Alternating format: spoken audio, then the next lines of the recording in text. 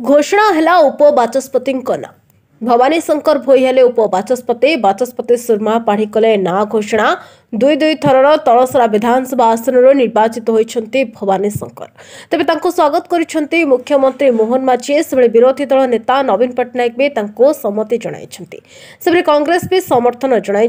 सूचना था कि 2019-2024 तलसर विधानसभा को निर्वाचित होती भवानी शंकर को उपबाचस्पति प्रार्थी भाव शासक बीजेपी बाछि सर्वसम्मति क्रमे से आज विधानसभा को निर्वाचित होती।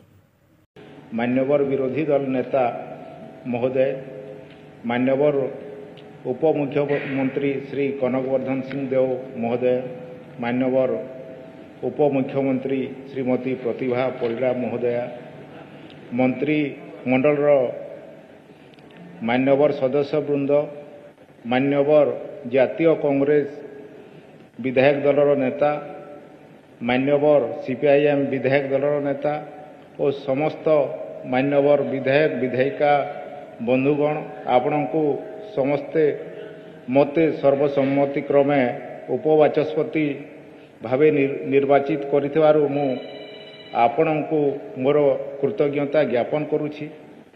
विधानसभार गृह गणतंत्र एक मंदिर मु आशा करुछि आमे समस्ते मिलिमिशि एही पवित्र गृहर मर्यादा रक्षा करने यत्नवान हेबा।